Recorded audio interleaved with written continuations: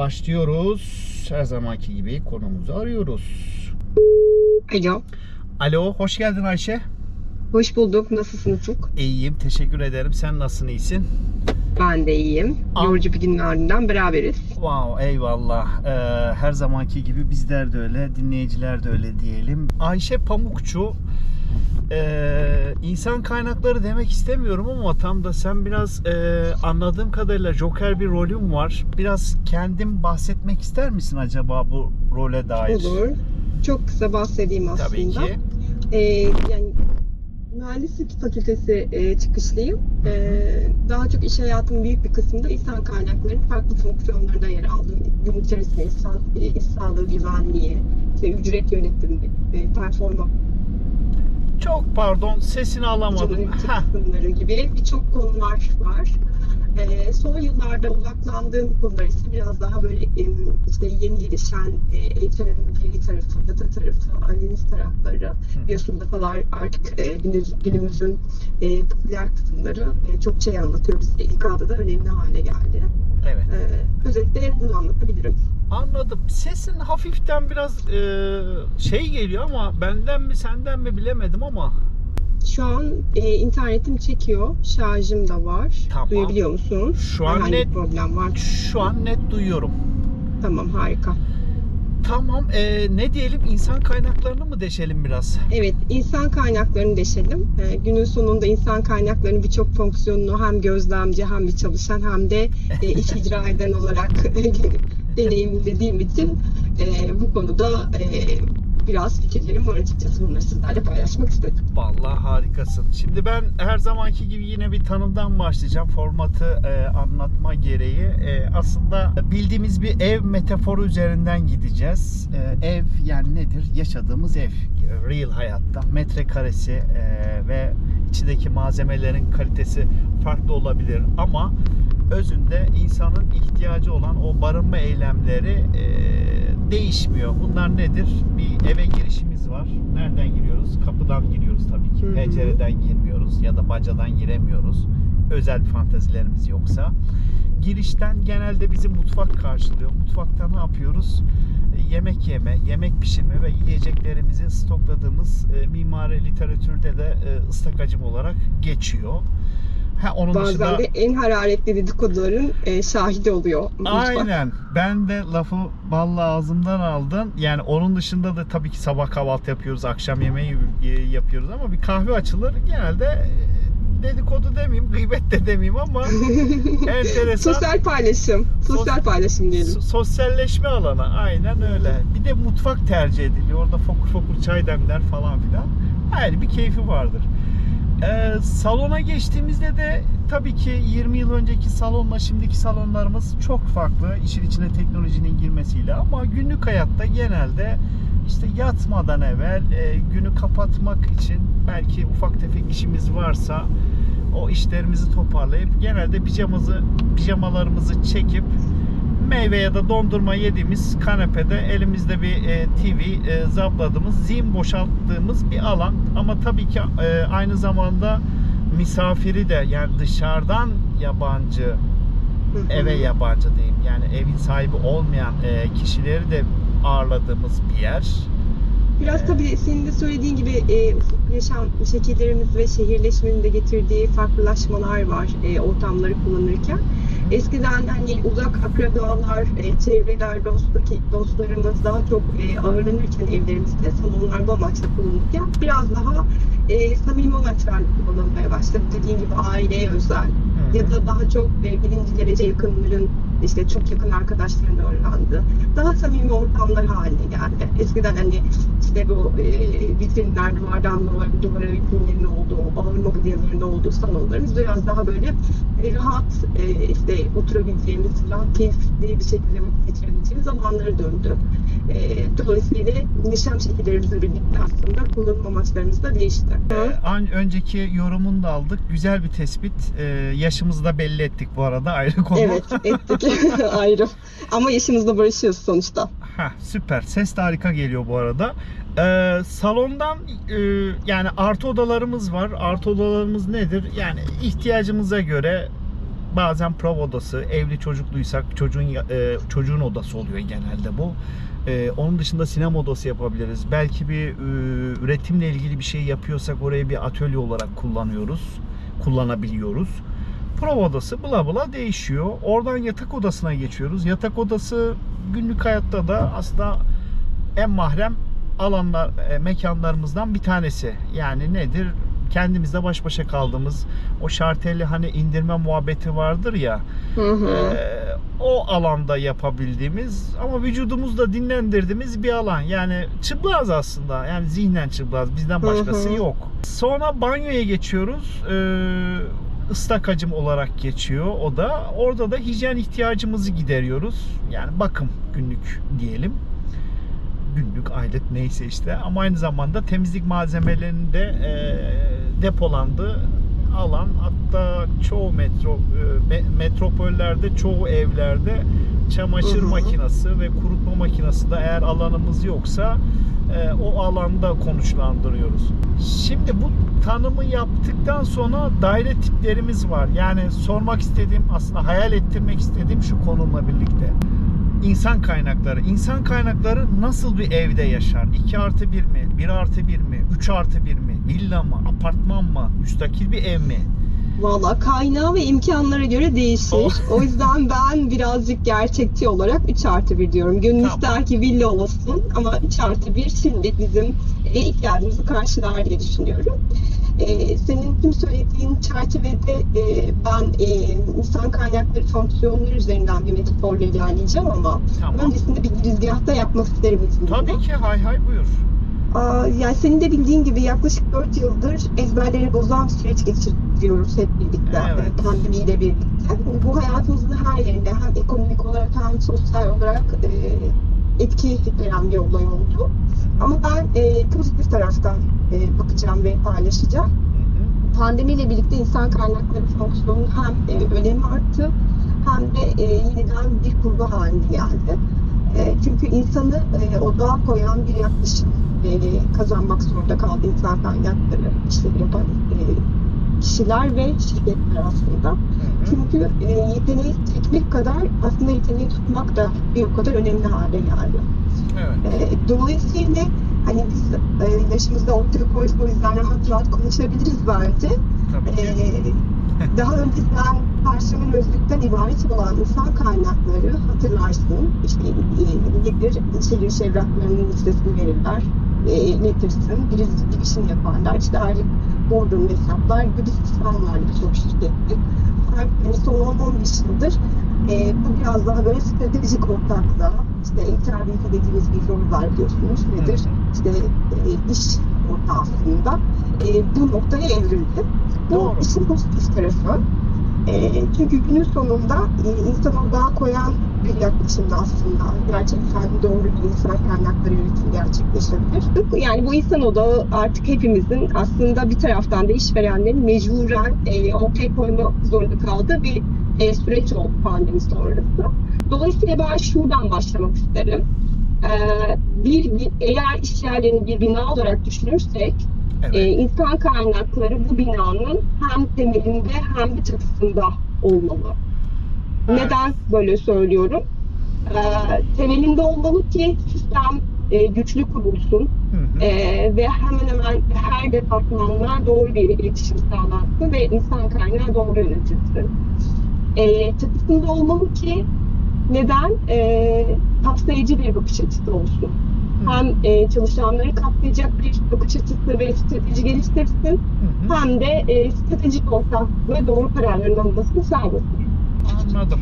Vallahi güzel bir girizgah oldu. Şimdi 3+1 dedik. O zaman evimizi başlayalım mı? Başlayalım. Aynen. Hazırız. Şekillendirmeye başlayalım. Girişten başlayalım. Girişte ne demiştik?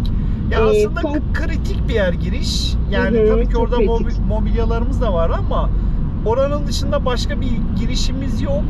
Aynı zamanda o giriş diğer odalara da bir yönlendirme, bir kavşak noktası gibi bir şey. Ne bileyim hani mobilyaları da yorumlayabiliriz. İşte Ford Motto'muz var, aynamız var. Kendimizi görüyoruz. misafirimizi orada karşılıyoruz veya uğurluyoruz gibi. Şimdi insan kaynaklarının girişi, böyle yuvarladım kelimeyi ama ne diyelim, eğitim... İşe alım derim. İşe alım derim. İşe alım çünkü ilk intiba, çalışanla işe alım süreçlerinde tabii ki bu çok geniş bir kavram ama ne yapıyoruz işe alım sürecinde? Bir çalışanla önce iletişime geçiyoruz ve görüşme sürecimiz başlıyor. Evet. Ardından başarılı bir süreç geçerse onunla işe giriş süreçlerini başlatıyoruz. Dolayısıyla ben de işe alım bu işin gelişi diye düşünebiliriz. Anladım. Harika. Güzel bir özet oldu. İşe alım dedik. Yani onsuz olmuyor giriş. Peki oradan çok klişe olacak ama yani klişe de diyebilirim. İşin hani mutfak tarafına geçeceğim benim bir portmantom var ama. Portmantomda oryantasyon. Oryantasyon, başarılı bir oryantasyon kişinin o ilk içeri girdiği adımda onu destekleyecek bir süreç oluyor. Dolayısıyla portmantoda olmadan olmaz. Nereye asacağız notlarımızı? Değil mi? Ama portmantoyu da biliyorsun hani şey için kullanıyoruz. Geçici, hani kıyafet oraya asıyoruz ama tekrar giyiyoruz, tekrar çıkıyoruz. Ama sonra tekrar geliyoruz. Tekrar geliyoruz. Doğru. Güzel yakaladın. Vallahi harika. Aynamız var. Aynamız yok. Bizim yatak odamızda aynamız. Tamam, okey. Oraya gelince o zaman detaylı konuşuruz. Peki mutfağa geçiyorum o zaman. Ekleyecek bir şey yoksa buraya. Tabii, geçelim lütfen. Mutfak ya adı üstünde, yani klişe böyle işin mutfağı nedir diye demeyeceğim ama mutfağa şöyle ben yorum açmak istiyorum. Ya özünde bir hazırlık var. Tabii ki kendimiz için ya da misafirimiz için bir şeyler hazırlıyoruz ama orada bir şeyler pişiriliyor, bir şeyler stoklanıyor. Yani hem bir depo amaçlı kullanılıyor hem de bazı cihazlar var. O depoladığımız şeyleri çıkarıyoruz günün sonunda. Kendimiz yememiz için yine bir cihazlar yardımıyla pişiriyoruz ya da kesiyoruz, biçiyoruz. Sonra bazen harikalar yaratabiliyoruz. Bazen de tam tersi şeyler yaratabiliyoruz. Tabii iki yumurtayla da bitiyor final kırıp. Evet, aynen öyle. Ya da mücver yapabiliyoruz dediğin gibi. Tabii başta dedik aslında cukta oturuyor. Salondan ziyade belki de salonun rolünü bir anlamda kapan sosyalleşme mutfak oluyor. Evet. Hatta çoğu şeylerde yani sağda solda duyuyorum veya şahit olduğumda televizyon falan da konuluyor artık. Hani daha mı hazır geliyor bilmiyorum ama işin mutfağı diyelim kısacası, insan kaynaklarında. İnsan kaynaklarının mutfağına gelişim derim. Gelişimi de biraz kırmak isterim, biraz açmak isterim. Bir fırsatım varsa. Tabii ki. Gelişim derim çünkü mutfak dediğin gibi yani bir yemek yapma örneğinden çıkarsak sadece basit bir salata yaparken ne katıyoruz? İşin içerisinde yeşillik, domates ne varsa hangi çeşit salata yapıyorsak bir kere ürünleri koyuyoruz. Sonra ne koyuyoruz? Sos koyuyoruz. Evet. Yani dolayısıyla bir şeyler katkıyla oluşuyor, bir yemekle oluşuyor. Burada da gelişim kısmını eğitimler, performans yönetimi, yedikleri gibi diğer alt fonksiyonlarla destekleyeceğini düşünüyorum. Doğru. Mutfak bizim gelişimimiz İK tarafından. Mutfak balkonu yaratalım mı yoksa? Mutfak balkonu zorlamak istiyorsan yaratırız. Sorun değil. Yani var mı öyle bir alanımız o anlamda? Mutfak balkonu ne olur? Şimdi hızlıca düşünüyorum. Hazır olmadığım yerden geldi ama mutfak balkonu şey olur. Datalar, veriler olur. Anladım. Verileri analiz edersin, ihtiyacı belirlersin. Ona göre de geliştirirsin süreçlerini. Doğru yolda mıyım, değil miyim? Ne yapabilirim, daha iyi yapabilirim bakarsın. Anladım. Yani normalde mutfakta orayı depolama olarak kullanıyorduk. Sizlerde de aynı şekilde oluyor. Peki güzel gidiyoruz. Evimiz ufak ufak şekilleniyor. Salona geçiyorum. Salon. Tamam. Yani salonu aynen salon az önce de detaylıca konuştuğumuz için hızlıca böyle girizgah yapabilirim ben. Süper. Salonu ben şöyle düşünürüm. Biliyorsun insan fonksiyonları günden yılda gelişiyor. Bunu zaten konuşmuştuk. Evet. Bunun içerisinde iç iletişim de çok kıymetli bir yere sahip. Dolayısıyla iç iletişim derim. İç iletişim oradaki sosyalliği, çalışanla bağımlılık geliştiren süreçler içeriyor. Aklımıza gelebilecek özel gün kutlamaları, etkinlikler, Dolayısıyla herhalde salon iletişim desek yanlış bir tanımlama yapmış olmayız diye düşünüyorum. Yani çalışanların daha da motivasyonla arttırmak için o Happy Moon'lar vesaire, bunların hepsi, yani iletişim derken aslında bir sosyalleşme mi? Yok, sosyalleşme tarafı biraz daha çalışan bağlılığı adında günümüzde kullanılıyor. Bu biraz daha böyle çalışanla iletişimde kalma, o kurumsal dille özel günlerde, etkinlikler noktasında o çalışanla iletişim sağlama noktasındaki fonksiyon aslında. Anladım. Tamam. Gayet açık ve net oldu. Artı odalara geçelim istersen. Yani artı matematik tabii benim de bir tane salon var. Salon olunca artı 3 tane odamız oluyor değil mi? Evet. Artı 1, artı 2, artı 3. Artı 1 odadan başlayalım istersen. Evet, başlayalım. Çocuk odasından başlamak isterim ben. İşin Tamam. biraz daha eğlenceli ve keyifli kısmı biliyorsunuz çocuk odası. O Genelde zaman, böyle bir şeydir, renklidir, oyuncaklar vardır. Ve aslında küçükse tabii, hani yetişkinse daha farklı bir şeyler oluyor orada. Aynen. Duvar- O zaman da işte duvarda afişler ya da bambaşka şeyler olabiliyor. Aynen öyle. Evet. Ben biraz herhalde küçük oğlum var, ondan kaynaklı böyle Ey küçük maşallah. çocukmuş gibi düşündüm. Buradan, Ee, buradan selamlar bu arada. Teşekkür ederim. Çok sağ ol. Çalışan mutluluğu ve sosyal imkanlar derim ben buraya da. Biliyorsun İK'nın önemli aslında çalışanı yani son yıllarda bağlılık da çok önemli. Turnover dediğimiz şey çok fazla arttı. Özellikle pandemiden de sonra. Dolayısıyla çok büyük şirketlerin stratejisi noktada o tarafı güçlendirmek oldu. Çok fazla görüyoruz işte. X firması çalışanına işte şu kadar ekstra prim verdi. Ve X firması çalışanlar için şu etkinliği yaptığı gibi çok fazla örnekler görebiliyoruz sosyal medyada. İşte bu çalışan bağlılığını artırıcı etkinlikler ve etkinlikler. Ben çocuk odası için işin keyifli kısmı bu projeleri koyduğumuz çalışan mutluluğu, bağlılığı ve sosyal imkanlar kısmı diye tanımlamak istedim. Tamam. Ya aklıma sen bahsedince bir şey geldi. Yani yaşı da belli ediyorum kendimi ama ben 80 doğumluyum. Yani işte hayata atılmak, para nasıl kazanılır diye küçükken bazı yerlerde çıraklık yaptım. O zamanlardan O dönemin çocukları aynı durumdaydık.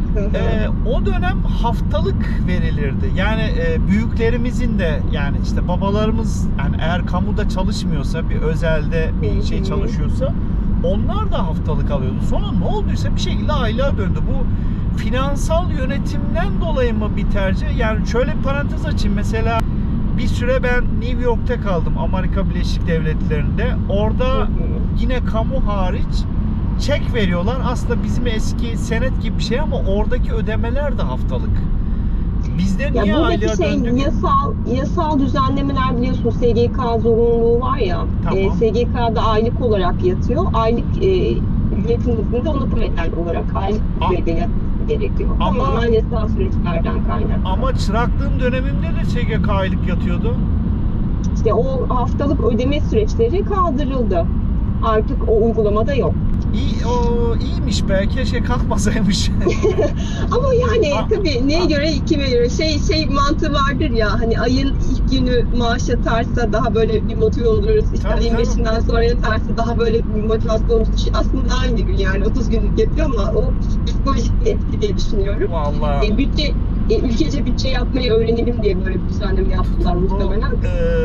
Olmayı öğrenelim diye. Doğru da vallahi Aynen. ben açık konuşayım, maaşım yatıyor, o gün eksideyim. Neyse, parantezi kapatayım. İşte pandeminin negatif etkilerinden en büyüğü de oldu galiba. Vallahi Hani pandemi billahi. diyoruz tabii ama birçok etmen var günün sonunda. O tabii başlı başına Getirdik. konuşulması, sohbet edilmesi gereken Aynen. apayrı bir şey. Yani hep Aynen, böyle tabii uzmanlığımız değil. deney miydi, şu muydu, bu muydu, ama yani bir süre bütün dünya eve tıkıldı ve bazı bir şeyler verildi bize. Yani ben sağlık tarafını demiyorum. İletişim şeklimiz değişti. Gibi hakikaten çok derin konular. Artı 2 odamız, bir tane odamızı koyduk çocuk odasına. Evet. Diğeri de böyle hani aslında işte bir şeyler konulur, fazlalıklar. Bazı evlerde giyinme odası olarak kullanılır. Prova odası. İmkanına göre prova odası diyebiliriz. Ya da işte ütü de yapılır aynı zamanda orada. Hani Aynen. çok böyle varlıklı değilseniz. Hani normal bir aile evinden bahsediyorum ben tabii Türkiye şartlarında. Evet. Orada da yani burası biraz beni zorladı tabii nasıl bir bağlarım diye düşündüm. Çok da emin olamamakla birlikte yine bu işte şey kısmı, işin hukuksal kısımları ve payroll kısmını koydum aslında.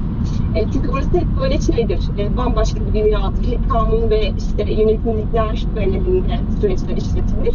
Biraz karmaşa da vardır orada. Genelde hala işte çalışanlar ararlar, ilk ay sorarlar, bu ay işte para eksik yapmış, neden istemiş, ne olmuş falan diye. O hep böyle bir karmaşa vardır. Verilerin de sürekli güncellenmesi gerekir çalışan sisteminde. Ben birazcık ona benzettim prova odasını. Güzel. Bir üçüncü odamız var. Yatak odamız. Ha doğru, salonla birlikte 3 oluyor. Doğru. O zaman yatak odasına geçiyoruz. Özür dilerim. Hakikaten matematik benim bayağı bir şey. Neyse.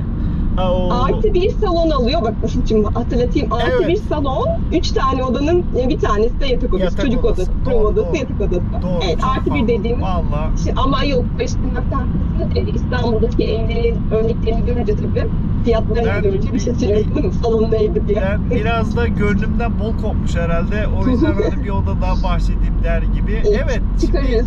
Yatak odasına geçiyoruz. Yatak odası adı üstünde yatak odası, yani mahrem alanlarımızdan biri. Ben burada senden biraz yardım isteyeceğim tabii. Tabii ki, buyurun. Aklımda bir şey var ama 2 tane şey var aslında. Tamam. Yatak odasını ben tabii biraz daha mahrem üzerinden düşünerek tanımlıyorum. Ve hani ücret detayları, işte ücret artışları gizlidir. Yani ücret kimseyle paylaşılmaz gibi şeyler vardır ya. Kaos çıkmasın diye. Aynen. Hem kaos çıkmasın diye hem de aslında gerçekten gizlilik içermesi gereken bir şey, kişiye özel olduğu için. Evet. Politikası süreci o. Bir taraftan da ücretin yanı sıra yine bilirsiniz stratejik şirket toplantıları olur, üst düzey toplantıları ve İK'da bunun içerisinde. Çalışanların bilmemesi gereken şeyler. Evet. Yani evet. İşte bazen mali kriz oluyor biliyorsunuz ya da farklı şeyler olabiliyor. Bunları da birazcık yatak odasında konumlandırmak istedim. Burada senin yorumlarını da dinlemek isterim bana bir kapı açmak açısından. Ya şöyle, ben o zaman tanımı biraz genişleteyim. Şimdi yatak odası evet mahrem dedik ama yani atıyorum mesela her programda diyorum herhalde linç yiyeceğim bir gün ama tabii ki metafor üzerinden kullanıyorum. Mesela diyorum ki evliysek seks orada yapıyoruz eğer fantazimiz yoksa, ama metafor anlamda lütfen böyle pornografik anlamayalım. Çocuğun da tasarımının ilk tohumları orada atılıyor. Şimdi Yani. bunu salonda yapamıyoruz. Yani buradan şuraya gelmek istiyorum. Arzu nesneleri oluyor. Yani günümüz tüketim dünyasında hep sürekli işte yeni bir telefon çıkıyor. 15 çıktı, 16 çıkacak. Bende 15'im var. Hiç ihtiyacım var mı yok mu? 16'yı al. Sistem de bunu biraz dayatıyor. Belki gereksinimler, güncellemeler bize o ihtiyacı veriyor. Bilmiyorum ama eskiden de bir şekilde tuşlu telefonla alo diyorduk. Hatta çağrı sistemiyle iletişim kuruyorduk. 3 çağrı şuradayım, 2 çağrı bilmem ne falan filan. O dönemlere gittiğimizde. Ama var olan koşullar ve çağın getirdiği iletişim şekli yaşantımıza öyle bir oturdu ki bunlardan kaçışımız yok. En barizi WhatsApp. Tonlarca grubumuz var. Yani iş hayatından bahsediyorum. Daha çabuk, daha hızlı olduğu için. Demin tabii kolaylıklar da var. Görüntülü konuşuyorsunuz vesaire. Yani popüler falan. kültürün getirdiği bir şey etki oldu tabii yani. Aynen. Son yıllarda. Kesinlikle. Şimdi mahremiyetten buraya geldim ama içinde de bir Kafamı daha da karıştırdım. depolama alanımız var. Yani gardırop, oraya yazlık, kışlık bir şeyler hani sezonluk sürekli tazeliyoruz aynı zamanda. Şimdi erkek tarafın mix yorumlamaya çalışıyorum ama hani kadın tarafından bakılırsa bir makyajımızı veya bakımımızı yaptığımız, karşısında aynanın karşısında oturduğumuz bir alanda var. Erkek için de olabilir gerçi günlük bakımı yani, veya kıyafetini böyle çekip giydiğinde bir boy aynası falan olur. Böyle de bir şey var. Bir komidim var sağ solda. Sen kitap okurken işte senin okuduğunu aydınlatması için ya da bir kapı bir şey çaldı, ilk tepki verdiğimiz yer ya da telefonumuzu koyuyoruz şarj işte. Hani Tabii bir yani bu masa biraz gibi senin bir şey oluyor. ihtiyacına göre değişen, aslında dediğin gibi en başta da söylemiştin. Hani dinlenmek istediğinde de kendini resetlediğin, bazen mahrem anlarını paylaştığın, bazen de sadece boş boş tavana baktığın bir alan aslında. Bir alan ama bizim dışımızda, yani tekil şahıs kullanacağım ama tabi bu arada evliyiz ve çocuğumuz, bunların dışında yani misafirimizi, hatta kardeşimizi bile dahil etmediğimiz, göstermediğimiz, sokmadığımız bir alan. O derecede mahrem. Herhalde orada bir şeyler mi saklıyoruz? Hani biraz psikolojik düşünmeye çalışıyorum ama neden görmesini istemeyiz ayrı konu. Aslında yatak, üstü örtülü, gardırop, görecek bir şey de yok.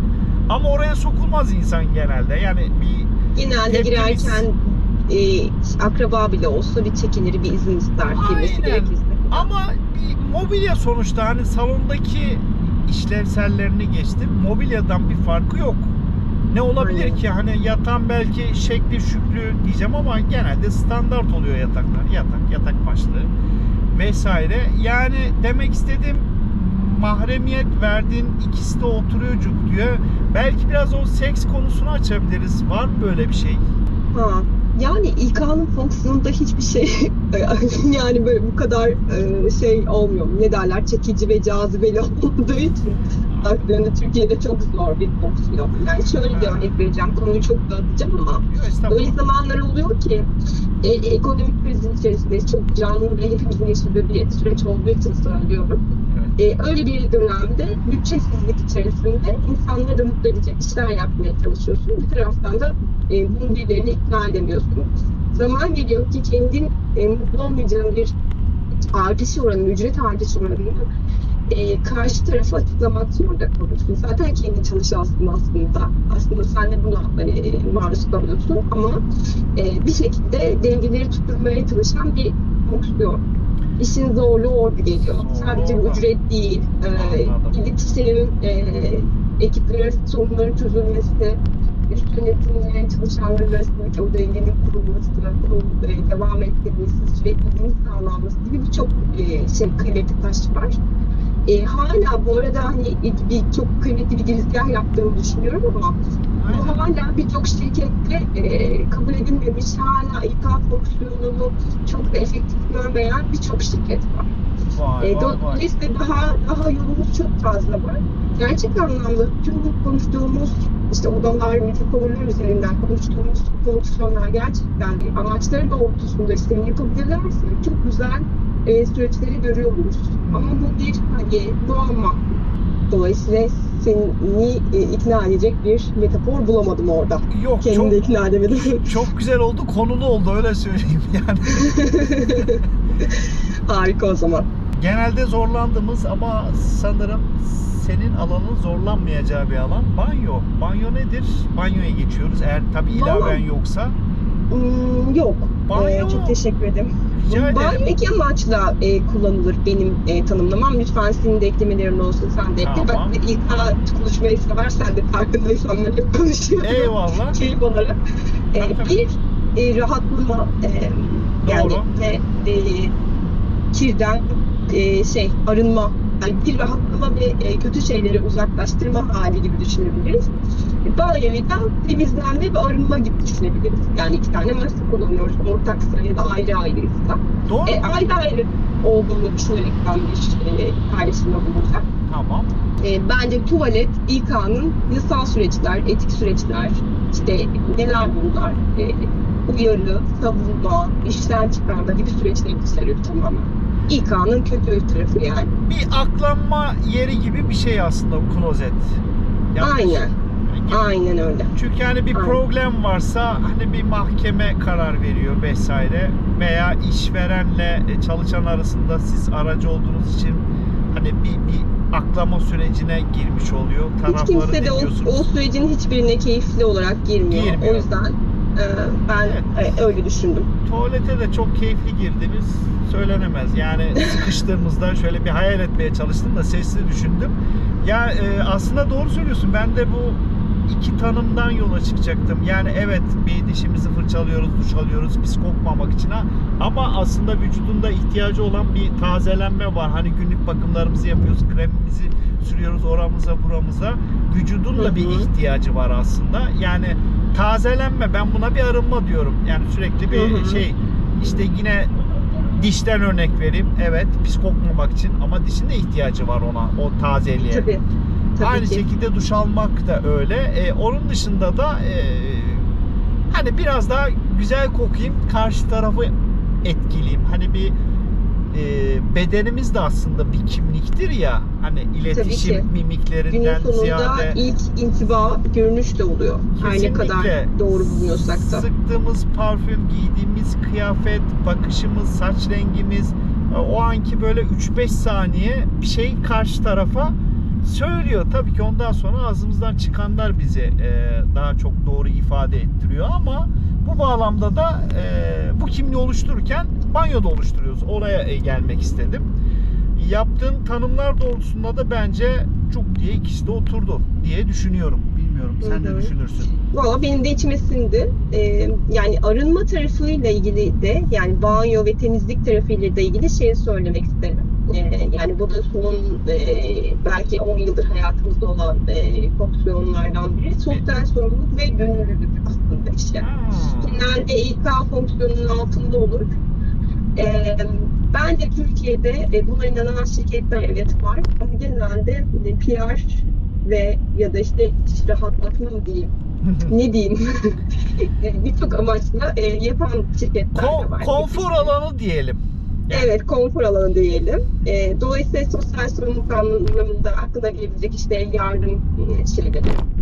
Olması gereken aslında. Aynen, aslında olması gereken, ama hani bolca sosyal medyada paylaşımlarını gördüğümüz, sessizce de yapılabilecek ama daha çok sesli olarak yapılan. Bu arada bunu da eleştirmiyorum. Sesli yapılması örneklerin çoğalması anlamında geliyor bu taraftan.